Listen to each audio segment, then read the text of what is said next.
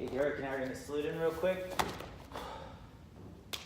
Right now we're using this kind of tape line as our measurement. Anytime you're like facing each other, if you're starting a basic drill, have like a line on the floor or tape, and that way you're always having the right foot on the right side of the line, left foot on the left side of the line, and we're kind of facing off each other. So this is kind of where we're at here. If we're to be closer, if the hand's up, this is like our reference position. We're going to focus on range 1, which is our kicking range, so we're going to be a little bit further away. So I shouldn't be able to punch him, but I should be able to barely reach him with that kicking line.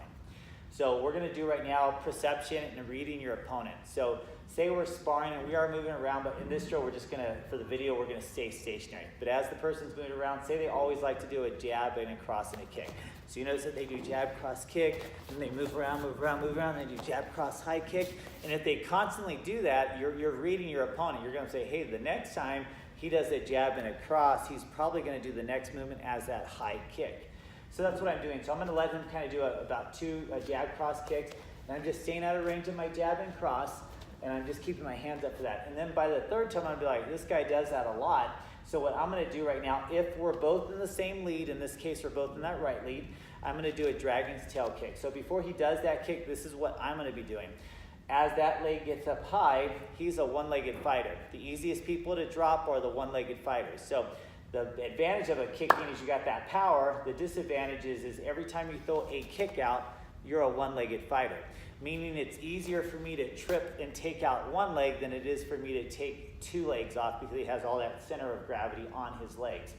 So what I'm going to be doing, once I see his cross or his jab cross combo, I'm predicting he's going to do a high line kick. I'm going to drop and duck under it. This is me bobbing out of the way of that kick. I'm going to put my hands on the floor, and I'm going to throw my weight and synergy to his legs. So this is what I'm going to be doing, either low line or into his calves or bending his knees. Now, if I hit him at the knee level, he may just go and drop to one knee. But that's fine because I'll get back up and follow up. If he's kicking high, the higher he kicks up, the more he's going to lean his shoulders back past his fall line or past his heels. So as soon as he kicks high, he has a slight lean and he's already slightly off balance, especially if he misses the kick or I've stopped it in action. So what he's going to do is he's leaning back. It's going to be easy for me to sweep low line on that heel and sweep him on the ground. Unless he's willing to hit hard, which he's not willing to do right now, and I don't want to hurt him, Derek's just going to kind of do the high kick, and I'm just going to do it softly to his body. I'm going to do my action in slow motion. But then I'm going to practice fast speed and power on the bag. So what I'm going to have you do is the same combo. You're going to do jab, cross, kick, jab, cross, kick. The third jab, cross, kick, I'm going to drop and sweep the leg. So we're in here, we're fighting. I'm bobbing out of the way with this jab cross. I'm seeing that kick come, but my hands are staying up, right? And the third time it goes, I'm going to be like, oh, I'm going to time it. So I'm evading out of his line of fire. If he moves out of the way, out of frame for a second, I'm going to do it to the back. So my right leg goes in front. He's coming at me with that jab cross. The second he finishes the cross, I don't wait for that kick. I know the kick's going to come more than likely. So I'm just going to drop and I'm going to power through. So if you kick with that shin, it's a little bit more push through power. If you kick with the instep, it's going to be a little more of a snap, not so much of a push through because it's weaker at the ankle. But that's the idea. We're going to try to put enough force so we're knocking that foot out from under him. Come back in frame, Derek, and then we're going to do the same thing from our left leg. So let's put our left leg in front.